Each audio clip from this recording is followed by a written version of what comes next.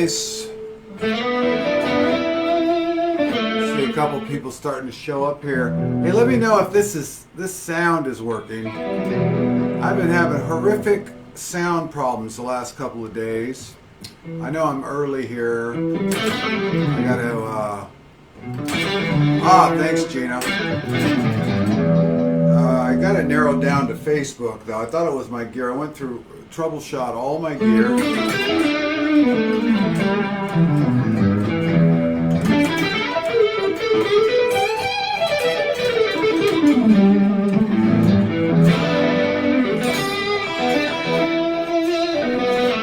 I got my red guitar back. We're going to talk about that a little bit.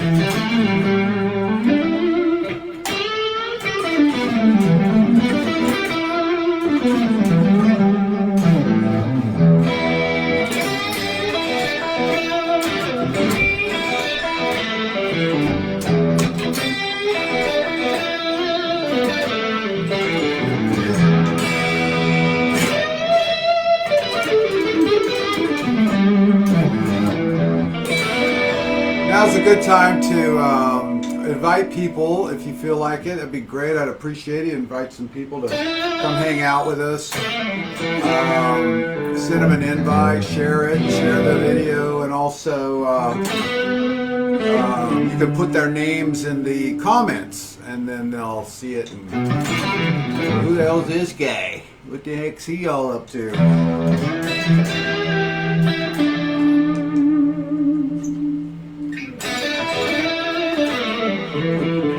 Do a little jamming, a little storytelling.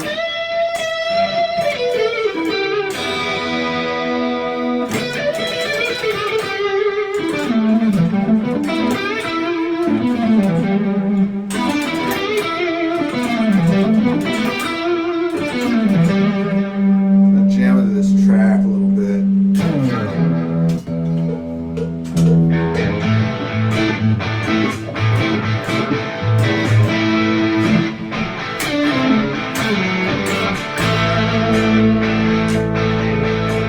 Try some slide riffs without a slide. Check this out.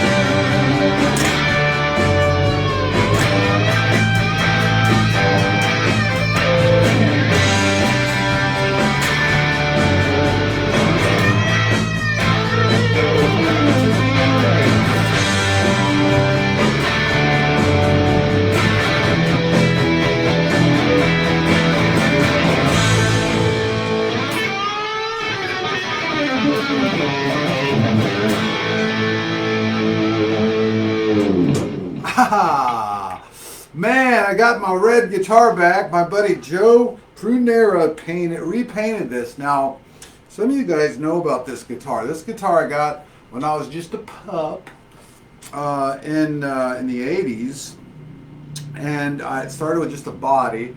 And my friend, my sound man and good buddy, still to this day, Curtis Vick, his brother Gary Vick, drove truck for Budweiser. And he said, I'll paint that guitar. Actually, he didn't have a redneck accent. That's from living in Nashville for a while. But he said, I'll paint the guitar. And he put this pretty much exact paint job on it. And, that was the paint job for years. And he wasn't a guitar painter. So I played the thing in a Ken Tamplin video that was pretty popular. Got a couple million views or something. And toured with it and played with it for years. And then I moved to Nashville, and I had it there, and I used it in sessions. And it's such a great sounding guitar, man. Front pickup.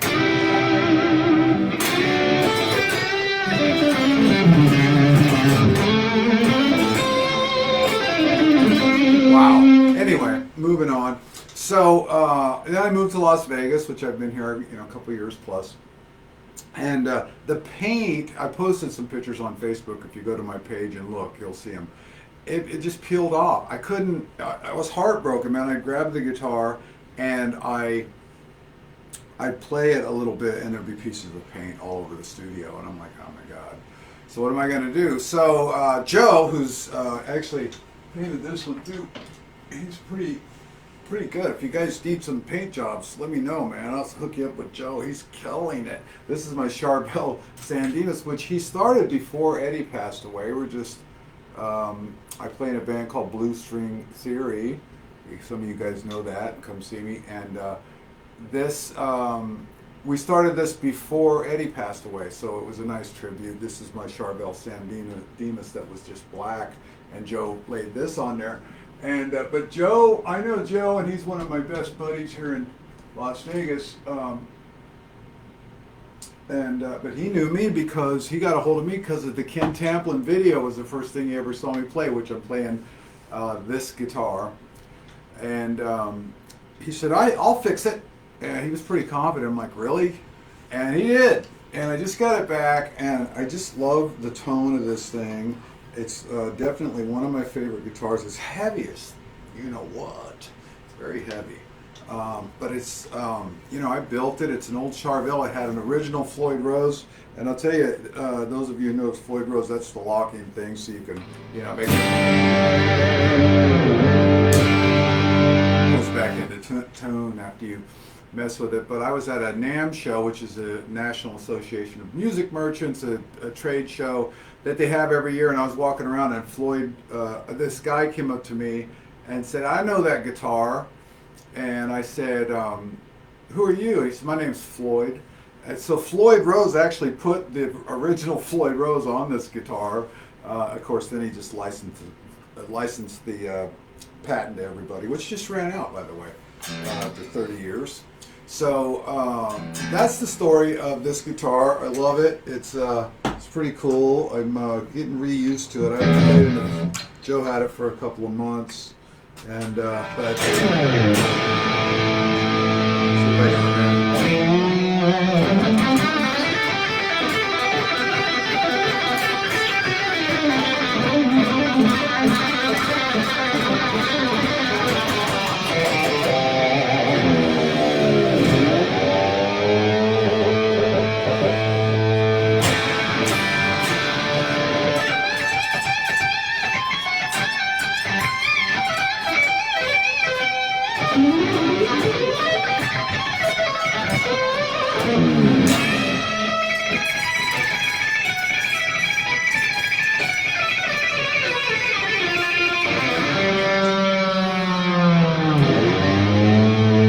pretty close.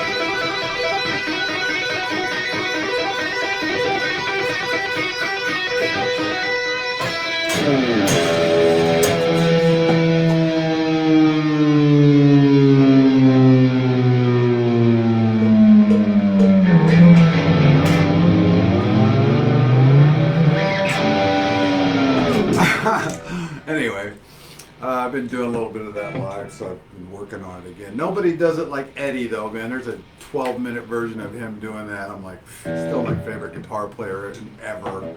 But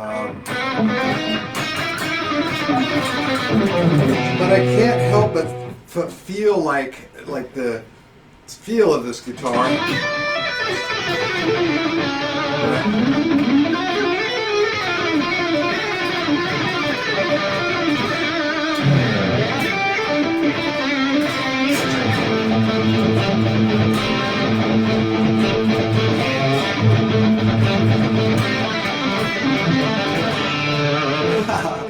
Fun stuff.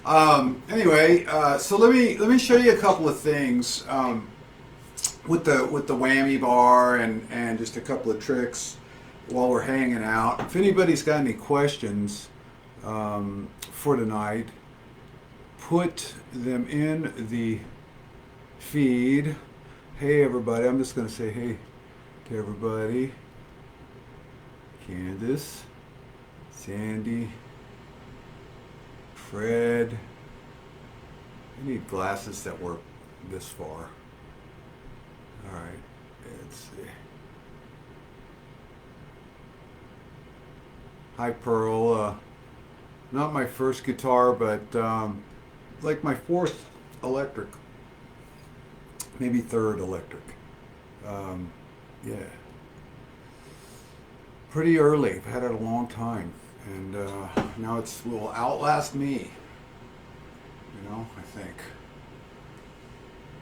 Unless they invent something to make you live a couple hundred years. And they might. Anything's possible. So I was playing some slide riffs, and let me see if I got a slide. Yeah, I do. So what you do with the whammy bar, and like if I go up to the 5th fret, like I go, so I'm sliding on the B string, like from the 3rd, and then hitting from the 3rd to the 5th, and then hitting the 5th fret. You know, the way you would do that with the whammy bar is you would just bar both of them on the 5th fret, the B string and the E string, and then just start. You go down. You start with it bent down, and then. Now, of course, the other cool thing about a whammy bar, doing slide riffs, is when you do a vibrato without a whammy bar, it pulls the note sharp. Like if you pull down, you're pulling the note sharp, and if you push up, you're pulling the note sharp. But if you have a whammy bar, you know, you're actually going below the pitch and above the pitch. The pitch is in the middle. Same with a slide. So if I go, I can get that same sound with the whammy bar because it goes on both sides. So that's the other thing. I'm by no means an expert at this. I'd say go look at my buddy Doug Rappaport online and watch him play slide licks with a whammy bar. You swear he's playing slide. It's just amazing. But so that's, you know, and then it's like if I went like all right. So I'm sliding up to the 8th fret, and then to 10, you know, I could go like I mean. So I'm sliding, you know, I'm holding the 8 and I'm coming up with the whammy bar again. Whoop. I just tucked it under the pickup. So just like on a boogie woogie track like we were playing earlier, I'll show you what I mean. Let's see, so.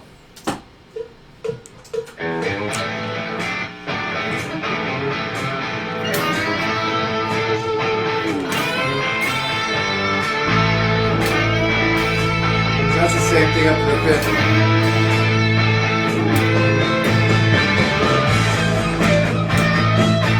Octave above.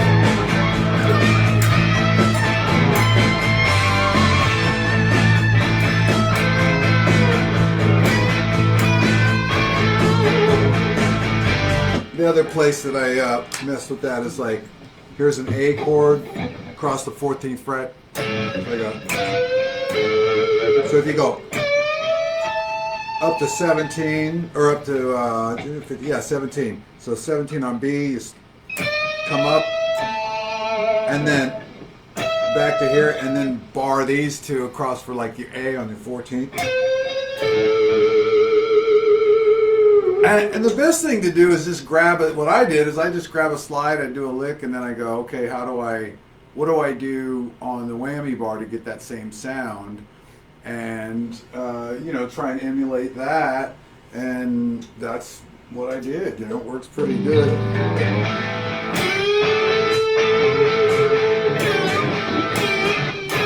It's like,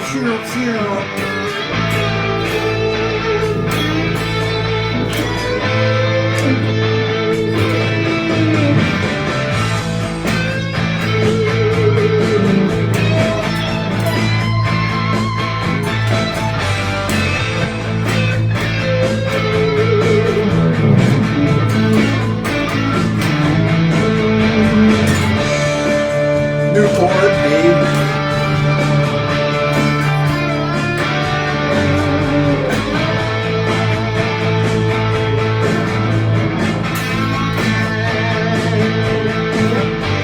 It's pretty simple stuff.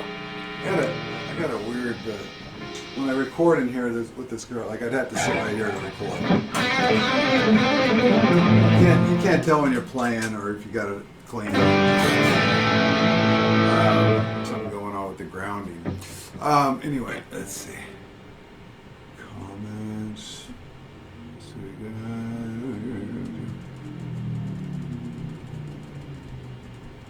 Oh, my buddy Brian.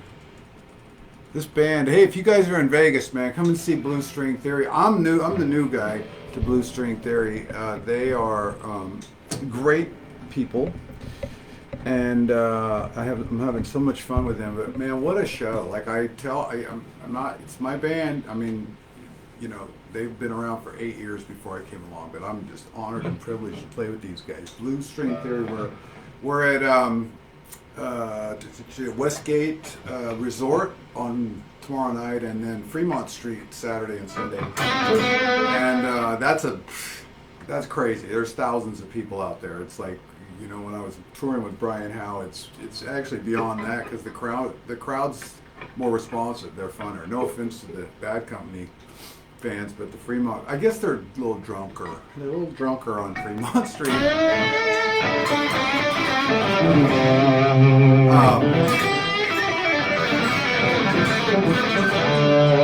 Sorry, I'm just happy to have this back. All right, so another thing I wanted to talk about was visualizing. I was planning this, and then I just got last couple of weeks I couldn't get back there. But I remember when I was going to GIT a long time ago, and Pat Hicks, I think, was the owner. Pat and Becky Hicks, if it serves me right. Somebody will fact check me there, I'm sure. And they ran the school, but he was the first guy I heard talk about visualizing. So what you want to do when you're visualizing is start out with something easy, like 5th fret, 1st finger, G string. Like, what is that like to put your finger on the 5th fret, 1st finger, G string? There it is. Boom. So just with your eyes shut, what is that like to put your finger there? Yeah, I actually went to it without having my eyes open. And that's really, it's that simple. And then you get more increments. So you go like this. So you got a scale, like this is the scale everybody like. This is minor pentatonic scale. So what does that look like in visualizing it? Let me show you the trick that they showed me. So you actually use your hand at first, and use the same finger. So boom, boom, so boom. So it's a boom, dun. So it goes 1 to 4, boom, dun, dun, dun, dun, dun, dun, dun, dun. I can't sing that high, so I'm not going to try to. But you mimic the scale out with your fingers. And this is a great way to practice. Like if I got a fly or something, I like to practice every day, every morning. If I don't, I just had to do a road trip, and it sucked because there were a couple of days I couldn't play at all, and it is actually good to have a break, but I don't like them. I'd rather just keep playing. But it's like, so if I had a scale that was like so it's 4, 1, 2, 4, 1, 2, 4, 1, 3, 4. So I'd go, in my head, 2, 4, 1, 3, 4, 1, 1. Let's see, let's start over. 4, 1, 2, 4, 1, 2, 4, 1, 3, 4, 1, 3, 4, 1, 3, and then I go back down. 3, 1, 4, 2, 1, 4, 3, 1, 4, 2, 1, 4, 2, 1, and 4. So that's this guy.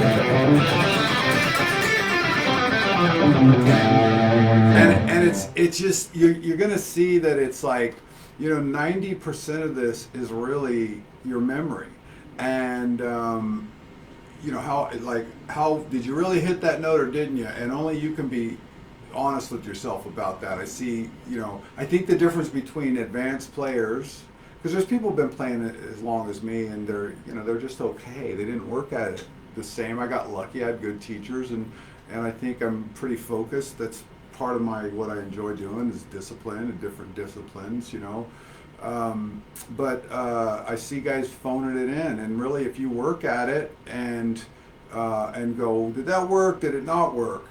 And be honest with yourself about it. If it didn't work, then fix it. Like, what do I got to do to fix that? I think visualizing. I had already played guitar for 8 years before I went to GIT. I wish somebody would have told me about that right off the bat. So I did have that. I've had that under my belt for quite a while, but it would have been nice to know about it a little earlier. So there's another one. Anybody got any thing they want to ask me? I say this every week, and so far nobody wants to know what I think about that, I guess, except for the few of you that are still here, so that's cool. All right, am I missing some comments here? It seems like there's more comments. Somebody comment. I want to make sure these are working. Just go, hey. Let me see. All right, good. Feeling good, Dave. Thank you.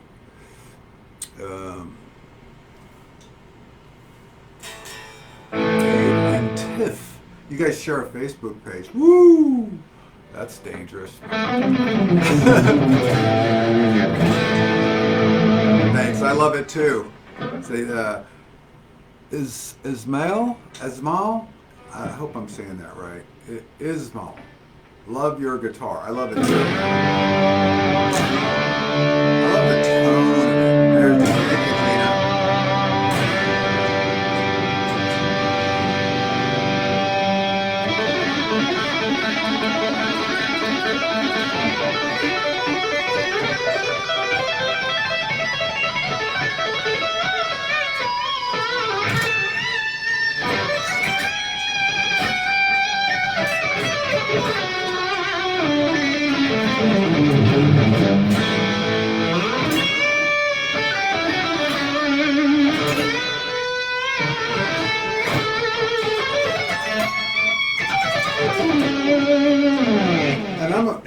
Seymour Duncan's one of the companies that I work with. I don't work with a lot of companies. I work with V-Pick. There's my pick, my handmade. Let's see if this is in the right way. V-Pick, which you can get at v-picks.com.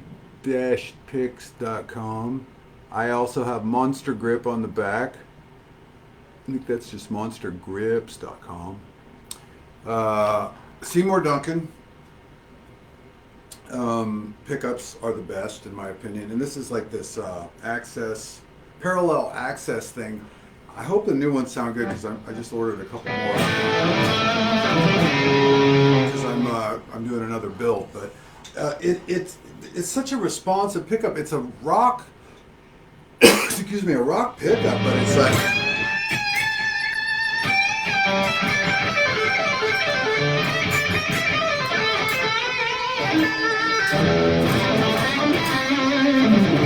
So responsive, And I think up front I just got like a 59 or something.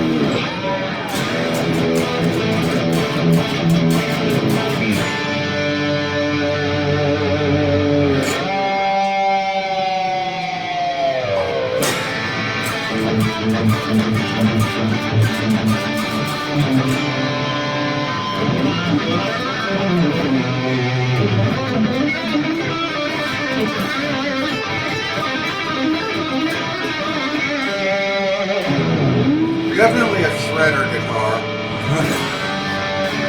But, you know, you can always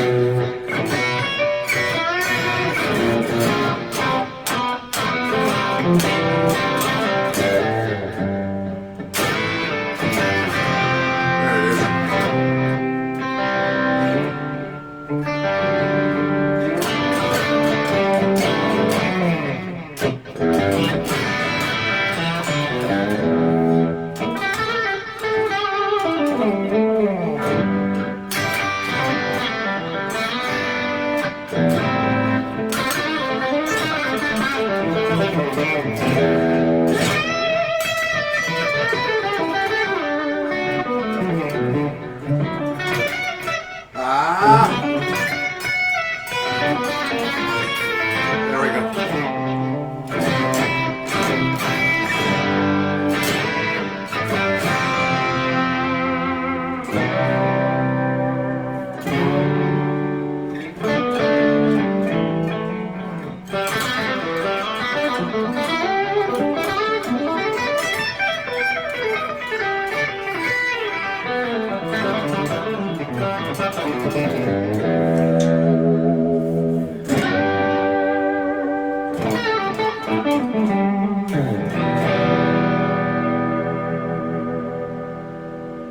Yeah. So, you know, it does that too, man. It's great. And this is an actual Charvel body, which is cool too. But thank you to Joe, man. Set up great too. Plays great. He's really coming along. Like I said, hit me up if you want me to hook you up with anything. Some of the other gear I use, because people are asking, I use Kemper. I got a couple of them. I have the stage that I use live, and which just gives me what I need, man. I love this Marshall that I got from Amp Factory, which so it was profiled in Europe where they're 220 volt. I think that had something to do with the change. The other thing when I'm recording stuff, I use the Michael Britt stuff, man, which, you know, he's from Lone Star. He's a good friend, and because of the Kemper, that's how we met. But we became buddies, and wow, what an amazing player, but he also is just a technical genius when it comes to the Kemper and profiling stuff. And he knows everybody in Nashville. Everybody loves him, so they're like, hey, he's like, give me your amp and I'll profile it. He actually did my Soldano, my Marshall, a couple Fenders, and but he's got just zillions of things. So if you have a Kemper, check him out. Diodario strings I love, but they're not giving them to me right now. But hey, Diodario, anybody know Diodario? They're my favorites. I mean, they're not even like some of the less expensive ones, but I just have always had good luck with them, and I love the tone, and they're good. And you know, I mean, I think Headrush makes great stuff. I think Marshall makes great stuff. You know, but those are the things I mentioned. Warmoth, I love Warmoth guitars. If you're building a guitar, I think they're a good nuts and bolts company to go to. And there you have it. So I'm going to wrap it up because I've got to get to another thing. I'm getting ready to do a webinar. Now, oh, by the way, let me talk about that a little bit real quick. SVZGS, ScottVanZinGuitarSchool.com. SVZGS is quicker. .com. You know, I got a variety of programs up there if you want to learn, because I love teaching. I got, 300 videos up there or more altogether. And I have a new beginning program, and also I do Skype and Zoom lessons, which are great because I record them and I get like, here's where you're holding your finger, and it's like a good recording. So if you want to dial something in that's not in my programs, if you have my programs, or you want to just learn a certain technique or get into something like that, I'm available to do that. I play live on the weekends, so I usually don't do the weekends, but I Monday through Thursday, Tuesday, Wednesday, Thursday, and so I'm going to probably get into Mondays a little bit. If you want to, just hit me up in Messenger here, and we'll get you set up with some lessons and that kind of thing. And it's like I said, I had bad streaming because I stream live from my studio and direct into Facebook into my iPad, and it just was given this weird glitch, and I played like 5 times and was getting messages, hey, I'm getting weird sounds from you. And so this is I bought a mic for my laptop, which this is, it's loose vibe, which is cool. I can just hang out and you can hear everything, and it's clear sound and all that. It's not studio quality, but it doesn't suck either, so it's okay. Anyway, I appreciate you guys being here with me, and I will see you next Thursday. We'll come back and do this again, and let's keep hanging. And if there's anything you guys want or need or want to know, and hit me up on Facebook. All right, I'm going to jam to this thing again. It's the riff of the day.